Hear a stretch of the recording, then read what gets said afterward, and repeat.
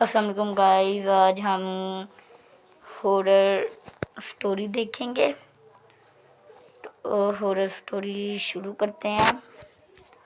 उससे गाइस पहले आप मेरी वीडियो चैनल को लाइक और सब्सक्राइब कर दें। तो स्टोरी करते हैं स्टार्ट। उस सब्सक्राइब बटन को दबाना है, बस इतना सा काम करना है आपको, और लगे हाथों बेल आइकन भी प्रेस कर देना ताकि हमारी लेटेस्ट वीडियो आते ही आपको सबसे पहले पता चले। गाइस इसको करो या ना करो, पहले सबसे पहले मुझे सब्सक्राइब करो, मुझे मोटिवेट करें। सारे दोस्त मेरे से आगे चले गए हैं। सरकटा। आपने सरकटा के बारे में कई कहानियां सुनी होंगी, मूवीज और टीवीज में देखा होगा, लेकिन इस वीडियो में हम आपके लिए बंगाल में घटी सरकटे की एक सच्ची कहानी लेकर आए हैं। दिवाकर बचपन से आगे देखने से पहले गाइस मेरे चैनल को प्लीज सब्सक्राइब कर देना और बेल आइकन को दबाना भी मत भूलना। तो वीडियो करते हैं शुरू। लखनऊ में पला बड़ा था और वो कई सालों बाद वापस अपने गांव जा रहा था, जो कि वेस्ट बंगाल और बांग्लादेश बॉर्डर के एक छोटे से कोने पर था।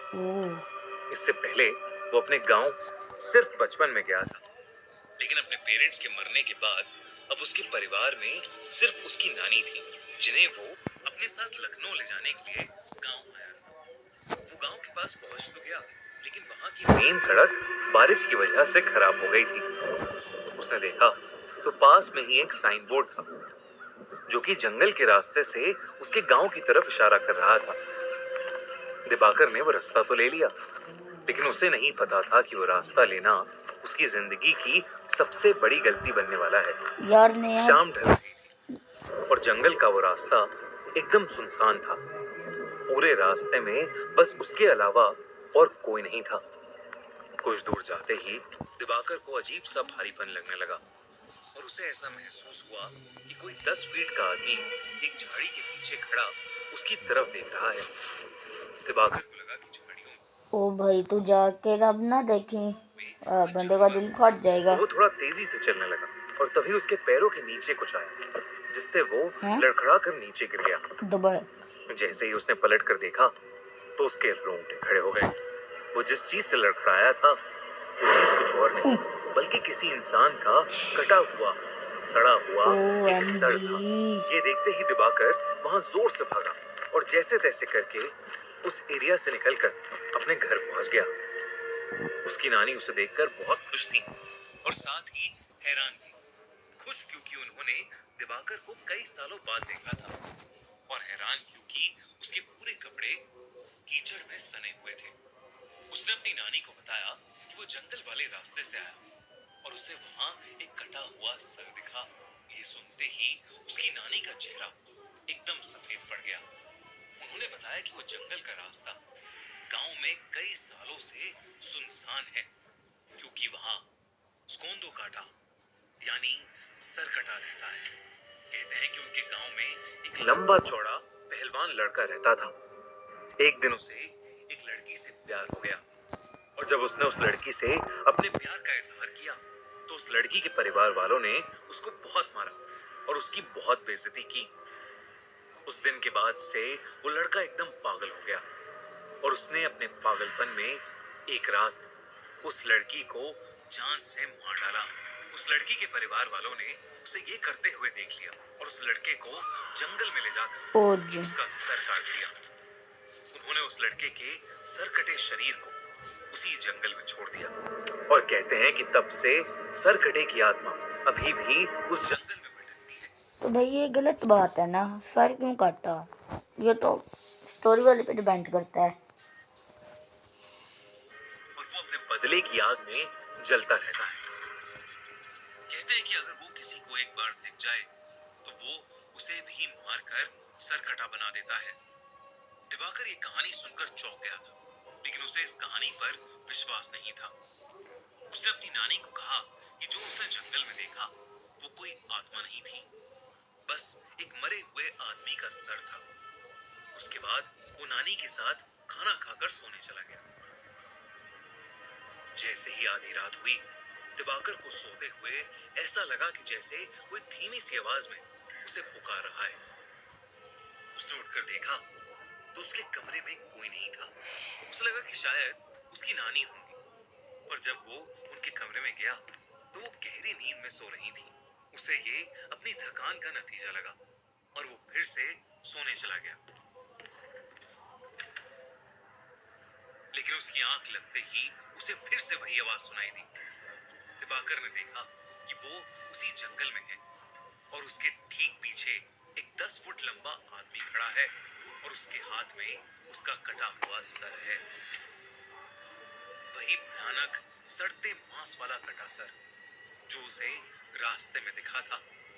वो सर अब दिवाकर से मदद मांगने लगा और उससे कहने लगा कि क्या दिवाकर उसका सर उसके शरीर पर वापस जोड़ सकता है।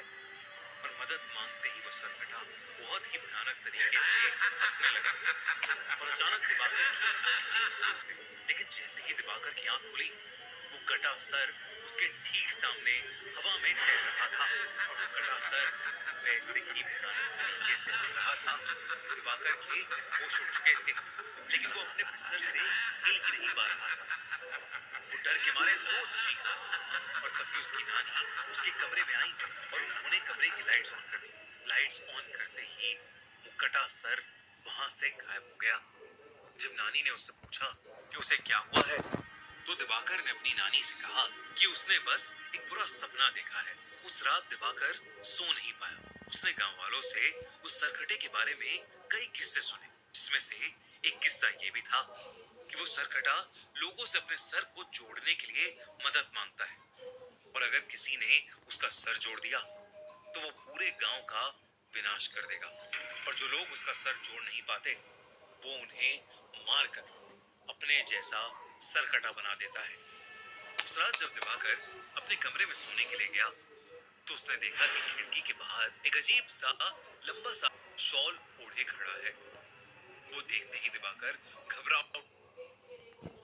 कुछ देर बाद जब दिवाकर की आंख खुली तो उसकी नानी उसके सामने थी। दिवाकर अपनी ये क्या हुआ? इतने आगे कैसे चले गए हम? हैं? ये तो हमने फिर नहीं देखा। कटे का सर उसके ठीक पीछे है और वो अपने बालों से उसका गला दबा रहा है। इससे पहले कि वो कुछ कर पाता उसे कमरे में एक तेज हवा का झोंका महसूस हुआ और वो एकदम से बेहोश हो गया। कुछ देर बाद जब दिवाकर की आंख खुली तो उसकी नानी उसके सामने थी। दिवाकर अपनी नानी को देखकर रोने लगा और उसने अपनी नानी को सरकटे के बारे में सब कुछ बताया। उसकी नानी बेहद घबरा उठी। दोनों ने डिसाइड किया कि वो सुबह होते ही उस गांव को छोड़ देंगे। उसकी नानी दिवाकर के कमरे में उसके साथ ही लेट गई। लेकिन कुछ ही पलों में जब नानी की आंख खुली तो दिवाकर बेड पर नहीं था। उन्होंने पूरे घर में उसकी तलाश की लेकिन वो कहीं नहीं मिला। दिवाकर की नानी बहुत ज्यादा घबरा गई क्योंकि उन्हें डर लगने लगा था कि कहीं वो सरकटा उसे ले तो नहीं गया। उन्होंने गांव वालों से मदद मांगी और वो सब उसे ढूंढने में लग गए। जैसे ही वो जंगल में पहुंचे उन्हें किसी के जोर से गुर्राने की आवाज आई। तब उन्होंने देखा कि दिवाकर एक बड़ी सी तलवार लेकर खड़ा है। दिवाकर की आंखें सफेद हो चुकी हैं और वो गुस्से से गुर्रा रहा है जैसे वो बिल्कुल पागल हो गया। दिवाकर की नानी ने उसे आवाज लगाई लेकिन नानी की आवाज लगाते ही दिवाकर ने एकदम से अपनी तलवार से सबके सामने अपना सर काट लिया। देखते ही सब गांव वाले वहां से भाग गए और उसकी नानी वहीं जमीन पर गिरकर रोने लगी। सालों बाद किसी ने सरकटे के हाथों एक मौत देखी थी और इसीलिए उस घटना के बाद सभी लोगों ने उस गांव को हमेशा हमेशा के लिए छोड़ दिया। कहते हैं कि बंगाल में उन जंगलों में अब एक नहीं बल्कि कई सरकटे भटकते हैं जिन्हें सोंदा कोटा या कोंदा कोटा भी बोला जाता है। दोस्तों हमारे पॉडकास्ट के नए एपिसोड में आए हैं फिंग इंडिया। गाइस तो नेक्स्ट वीडियो में आपको मैं एक स्टोरी बताऊंगा। दी क्लाउन हम देखेंगे। उसका भी सीजन 1 रिलीज हो गया है। 5 पार्ट है। 5 पार्ट बड़ी मजे के हैं। ठीक है तो हम फिर द क्लाउन सीज़न 2 देखेंगे नेक्स्ट टाइम। तो नेक्स्ट वीडियो के लिए अल्लाह हाफिज़।